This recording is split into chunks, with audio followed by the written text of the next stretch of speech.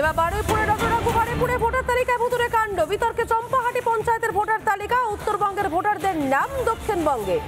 তালিকায় মালদা, মুর্শিদাবাদ, শিলিগুড়ির বাসিন্দার নাম। লোকসভায় যেখানে ভোটার সংখ্যা ছিল 18,000, চলতি বছর চম্পাহাটিতে ভোটার বেড়ে হয়েছে 22,000, এক লাফে বেড়ে গিয়েছে 4,000। স্ক্রুটিনি করতেই ধরা পড়লো গরমিল। শুধু এই গরমিলই নয়, ধরা পড়েছে একাধিক জনের সঙ্গে একটি ফোন নাম্বার দেওয়া আছে। ভোটার তালিকায় কিভাবে কারচুপি প্রশ্ন উঠছে। প্রাক্তন কংগ্রেস সাংসদ অধীর রঞ্জন চৌধুরী তিনি কি বলছেন শুনে নেব। অধীর চৌধুরীর বক্তব্য শুনবো। আরো একবার আপনাদেরকে জানিয়ে রাখি, উত্তরবঙ্গের বাসিন্দাদের নাম রয়েছে তালিকায়। তথ্য যাচাই না করেই কেন তালিকায় নাম? গাফিলতি নাকি চক্রান্ত? কাদের সুবিধা করে দিতে তালিকায় গরমিল?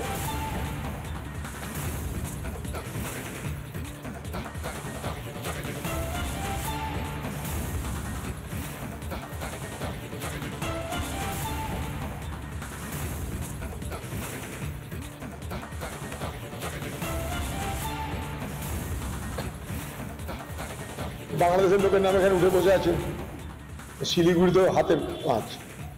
বাংলাদেশের নাম এখানে ঢুকে বসে আছে, পাকিস্তানের নামে ঢুকে বসে থাকবে, কি করা যাবে? এ বাংলায় সব হয়। এখানে পঞ্চায়েতগুলো তৃণমূলের দখলে, ফলে পঞ্চায়েত, পাসপোর্ট, ভোটার তালিকা সবই তৃণমূলের দখলে।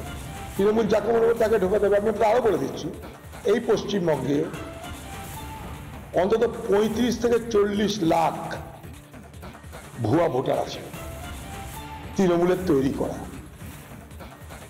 এবং নির্দিষ্ট বিধানসভা লোকসভা এলাকার জন্য সেগুলো তারা মোতায়েন করে।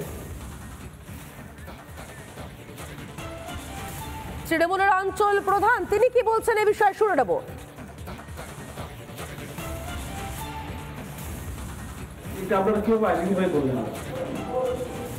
আমরা আমাদের ঊর্ধ্বতন কর্তৃপক্ষ ব্লক থেকে নির্দেশ ছিল যে ভোটার লিস্টগুলো সব স্ক্রুটিনি করার জন্য। এবার আমরা স্ক্রুটিনি করে দেখলাম যে ভুয়ো ভোটার প্রচুর আমাদের এখানে বেড়েছে, এবং সেগুলো শুধু আমাদের এলাকায় না, এবং তার পাশে ফোন নম্বর আছে ভোটারের।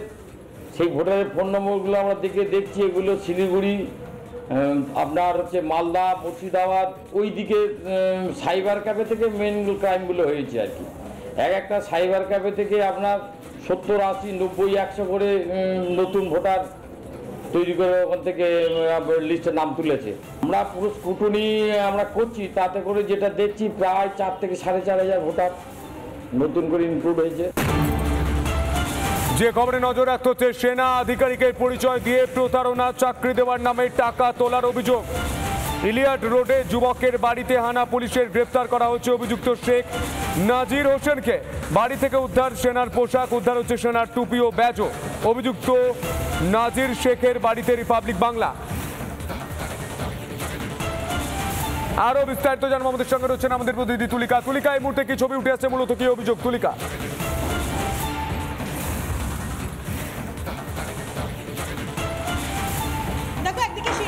পরিচয় দিয়ে চাকরি দেওয়ার নাম করে প্রতারণা, তারই সঙ্গে সেনা কর্মী তৈরি করে দেবে সেই প্রশিক্ষণ দেওয়ার নাম করে লক্ষ লক্ষ টাকা প্রতারণা করা হয়েছে। খোদ কলকাতার বুকে পার্ক স্ট্রিট থানার অন্তর্গত এই মুহূর্তে আমি যে জায়গায় রয়েছি, 11 নম্বর এলিয়ট লেনের যে 3rd ফ্লোর, এই সেই বাড়ি। গতকাল যেখানে লালবাজারের গোয়েন্দারা তারা এখানে তল্লাশি অভিযান চালিয়েছেন, এবং বেশ কয়েকটি ইউনিফর্ম থেকে শুরু করে ব্যাজ, টুপি, এই সমস্ত কিন্তু ইতিমধ্যেই উদ্ধার করেছে।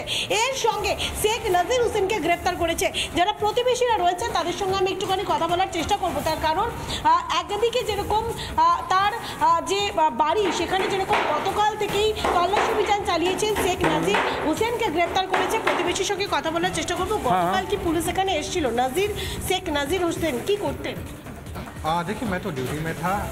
मुझे रात में पता चला एक्चुअली कि ऐसा सब कुछ हुआ है, कि मैं उसको बचपन से टिंकू के नाम से जानता हूँ। तो टिंकू को कल पुलिस ने उठा के लेकर गया। और एनसीसी का जो यूनिफॉर्म है वो पहन के वो घूमता था, यहाँ पे क्या कोई ट्रेनिंग सेंटर चला रहा था वो? नहीं, ऐसा तो ट्रेनिंग सेंटर नहीं, बिकॉज ये तो रेसिडेंशियल है, उसका फैमिली भी यहाँ रहती है। বেশ তুলিকা, এই খবরের দিকে অবশ্যই আমাদের নজর থাকবে। অত্যন্ত মারাত্মক অভিযোগ, সেনা আধিকারিকের পরিচয় দিয়ে প্রতারণা করছে এই যুবক। এই যুবককে কোথায় যোগ রয়েছে তার, এই খবর নিয়ে ফিরবো ছোট্ট একটা বিরতির পর। দেখতে থাকুন রিপাবলিক বাংলা। নানা ধরনের কন্টেন্ট দেখার জন্য লাইক করুন, শেয়ার করুন আমাদের ফেসবুক পেজ, সাবস্ক্রাইব করুন আমাদের ইউটিউব চ্যানেল।